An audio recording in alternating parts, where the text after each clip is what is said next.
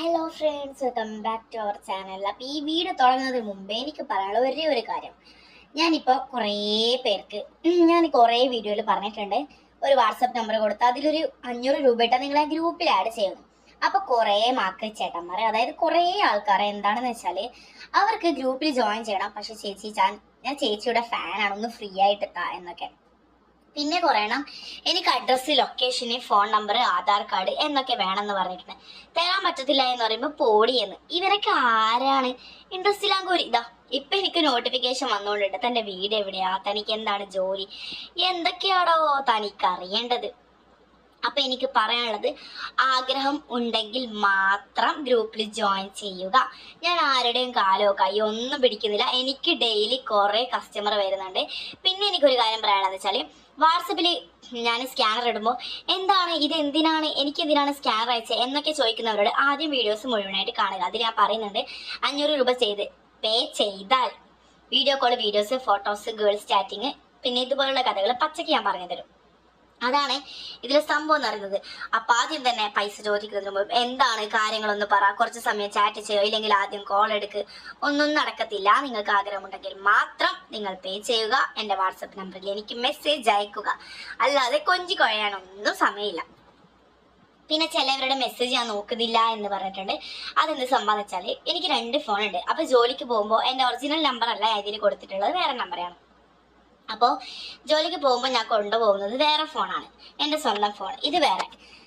അപ്പോൾ ഇനി മുതൽ ഞാൻ ആ ഫോണിലോട്ട് ഈ ഫോണത്തെ വാട്സപ്പ് ഞാൻ സെറ്റാക്കാൻ നോക്കുന്നുണ്ട്. അപ്പോൾ ഞാൻ എല്ലാവർക്കും റിപ്ലൈ കൊടുത്തിട്ടുണ്ട്. റിപ്ലൈ കൊടുത്തതിന് ശേഷം മാത്രമാണ് ഞാൻ വീഡിയോ ഇട്ടത്. കാരണം എനിക്കറിയാലോ എന്തൊക്കെയാണ് സംഭവിച്ചിട്ടുള്ളത്, എന്തൊക്കെയാണ് സംഭവിക്കാൻ പോകുന്നുള്ളത് എന്നൊക്കെ അറിയണമല്ലോ. അങ്ങനെ ഞാൻ പിന്നെ കുറച്ച് മൊണ്ണകൾ ചോദിക്കുന്ന ചോദ്യമാണ്, ചേച്ചി EMI അവൈലബിൾ ആണോ? എൻ്റെ പൊന്നു മക്കളെ, നിങ്ങളോടൊക്കെ എനിക്ക് എന്താണ് പറയേണ്ടതെന്ന് എനിക്കറിയത്തില്ല. കാരണം ശരിക്കും ബുദ്ധി ഇല്ലാത്തതാണോ അതോ ബുദ്ധി ഇല്ലാത്തതുപോലെ അഭിനയിക്കുകയാണോ എനിക്കറിയത്തില്ല. അപ്പം നമ്മുടെ ഇന്നത്തെ കഥ എന്ന് പറയുന്നത്, സ്വന്തം, അതായത് ഒരു അമ്മയ്ക്ക് വേണ്ടി സ്വന്തം മകനെ, ആ അമ്മയുടെ മകൾക്ക് വിവാഹാലോചന ആലോചിച്ച ഒരച്ഛനെ കുറിച്ചാണ് നമ്മുടെ ഇന്നത്തെ വീഡിയോ. അപ്പം നമുക്ക് നേരെ വീഡിയോയിലേക്ക് കിടക്കാം. എൻ്റെ പേര് ശ്രുതി, എൻ്റെ അമ്മയുടെ പേര് സൗമ്യ. അപ്പോൾ ഞാനും എൻ്റെ അമ്മയും ഒരു ദിവസം ഞായറാഴ്ച അമ്പലത്തിൽ പോകാമെന്ന് വിചാരിച്ചു.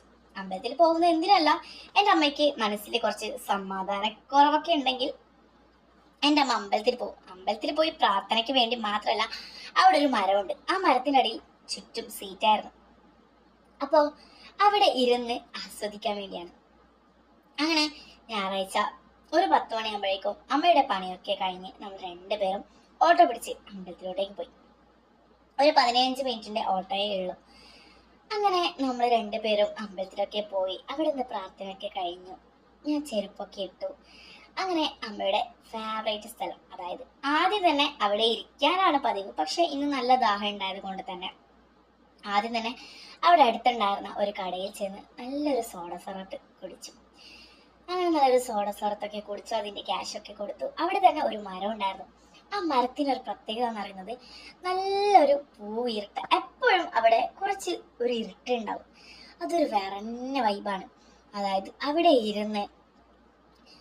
ഇരുന്നപ്പോൾ തന്നെ നല്ലൊരു ഇളം കാറ്റും മുഖത്തും. നമ്മൾ 2 പേരും മുടി അയച്ചിട്ടാണ് പോവാറുണ്ടായിരുന്നത്, കെട്ടിവെക്കത്തില്ല. 2 പേരും എവിടെ പോകുമ്പോൾ അയച്ചിടലാണ്.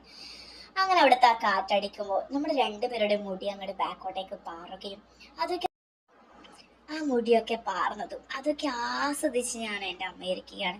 നമ്മൾ 2 പേരും ആ സമയത്ത് അപ്പുറം ഇപ്പുറം ഒന്നും തന്നെ സംസാരിക്കില്ല. നമ്മൾ 2 പേരും, എൻ്റെ അമ്മ അതേ ക്യാരക്ടറാണ് എനിക്കും കിട്ടിയത്. എല്ലാം ഞാൻ നന്നായിട്ട് ആസ്വദിക്കും, എല്ലാം. അപ്പോൾ നിങ്ങൾക്ക് മനസ്സിലായല്ലോ. പിന്നെ എന്ന് പറയുന്നത്, എൻ്റെ അമ്മയ്ക്ക് ഭർത്താവില്ല, അതായത് എനിക്ക് അച്ഛനില്ല. അച്ഛനില്ലാതെ കുട്ടിയായി എന്നല്ല, എൻ്റെ അമ്മയുടെ അച്ഛന് കുറച്ച് കള്ളുകുടിയായിരുന്നു. അങ്ങനെ എൻ്റെ അമ്മയും അച്ഛൻ്റെ കൂടെ നല്ല രീതിയിൽ കള്ളു കുടിക്കായിരുന്നു. അച്ഛൻ മരിച്ചതോടെയാണ് അമ്മ നിർത്തിയത്. അങ്ങനെ ഇവർക്ക് 2 പേർക്കും എന്നെ കിട്ടില്ല എന്നൊക്കെ ഉണ്ടായിരുന്നു. അങ്ങനെ എൻ്റെ അമ്മ പ്രഗ്നന്റ് ആയ ടൈമായിരുന്നു എൻ്റെ അച്ഛൻ മരിച്ചത്. ജനിച്ച് ഇന്നേ വരെ ഞാൻ എൻ്റെ അച്ഛനെ കണ്ടിട്ടില്ല. അങ്ങനെ നമ്മൾ 2 പേരും നല്ല രീതിയിൽ ആസ്വദിക്കുന്ന ഒരു വ്യക്തികളായിരുന്നു, ഞാനും എൻ്റെ അമ്മയും. അങ്ങനെ ഞാൻ അവിടെ ഇരുന്ന് ആസ്വദിക്കുന്ന ടൈം പെട്ടെന്ന് ഒരു കാണുമ്പോൾ തന്നെ നമുക്ക് മനസ്സിലൊരു വലിയ റിച്ച് ടീമാണെന്ന്. അങ്ങനെ ഒരു മുത്തശ്ശൻ ആ കാറിൽ നിന്നും ഇറങ്ങി വരുന്നുണ്ടായിരുന്നു. ഞാനും ആ കാറ്റും പിന്നെ അവരുടെ കളിയൊക്കെ ശ്രദ്ധിക്കായിരുന്നു. പെട്ടെന്ന് ഒരു 5 മിനിറ്റ് കഴിയുമ്പോഴേക്കും അവിടെ വണ്ടി ഓടിച്ചിട്ടുണ്ടായിരുന്ന ആ പയ്യനും കൂടെ ഇറങ്ങി വരുന്നുണ്ടായിരുന്നു. അവനെ കണ്ടപ്പോ തന്നെ എൻ്റെ എല്ലാം തന്നെ അങ്ങോട്ട് പോയി. എൻ്റെ ശ്രദ്ധയും എൻ്റെ ആസ്വാദനയും എല്ലാം പോയി. അങ്ങനെ ആ മുത്തശ്ശൻ എന്ന് പറയുന്നത് ഓവർ വയസ്സായിരുന്നില്ല, എന്നാൽ വയസ്സായിരുന്നു. ആ മുത്തശ്ശനും ഒരു മകനുണ്ടായിരുന്നു.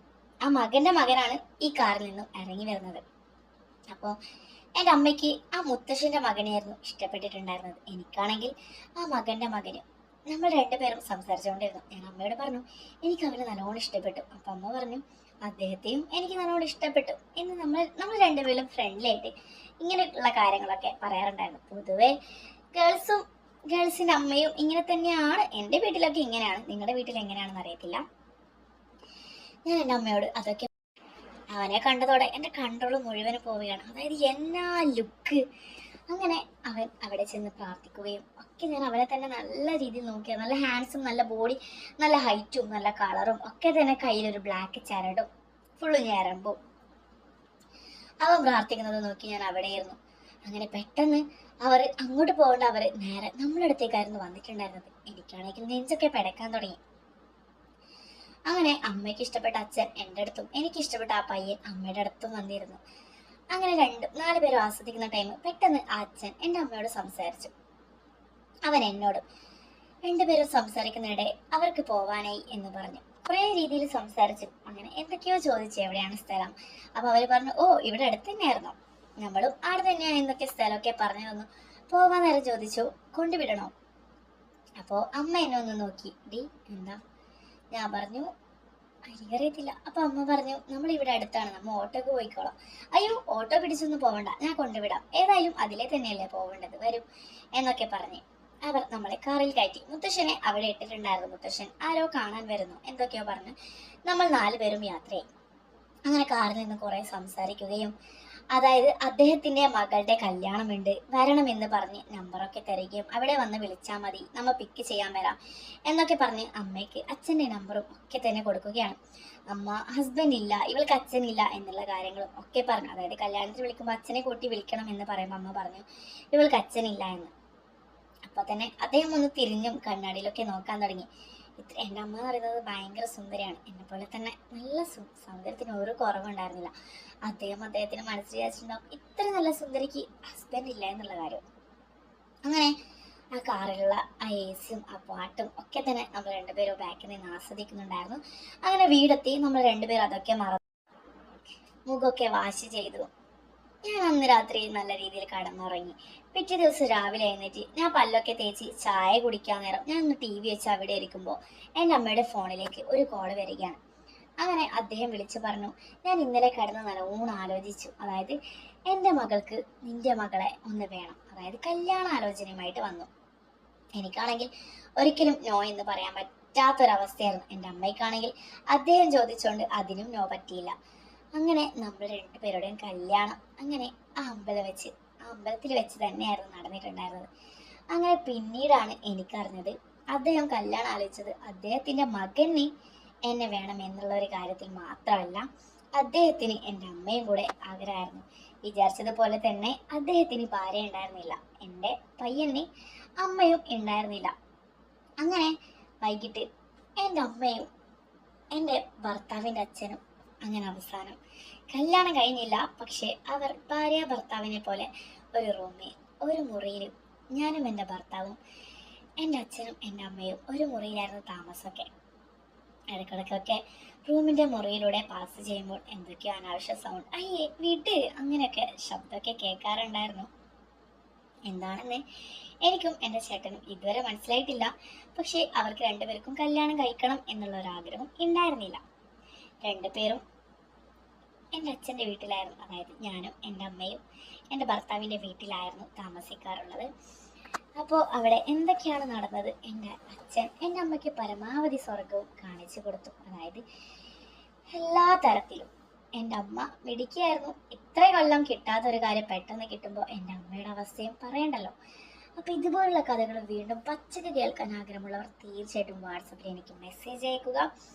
ഞാനൊരു ഗ്രൂപ്പിൽ ആഡ് ചെയ്യുന്നതായിരിക്കും. അതിൽ ഇതുപോലുള്ള കഥകൾ നമുക്ക് പച്ചക്ക് കേൾക്കാം. അപ്പോൾ അതിൽ എന്താണെന്നുള്ളത് video call, videos, photos, girls chatting ഇതുപോലുള്ള കഥകൾ പച്ചക്ക്. അപ്പോൾ അടുത്തൊരു വീഡിയോ ആയിട്ട് വരുന്നവരേക്കും ബൈ ബൈ.